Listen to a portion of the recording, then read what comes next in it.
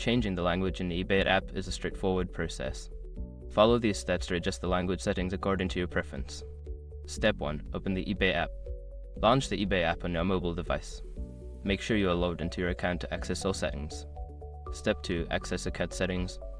Tap on the account icon, usually found at the bottom of the screen. This will take you to your account settings where you can make various adjustments. Step 3. Navigate to language settings. Scroll down to find the settings option within your account. Tap on it, then look for the language or language preferences section. Step 4. Select your preferred language. In the language settings, you will see a list of available languages. Choose the language you want to use by tapping on it. Step 5. Save changes. After selecting your preferred language, make sure to save your changes.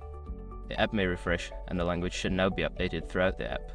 Now you can enjoy browsing eBay in your preferred language.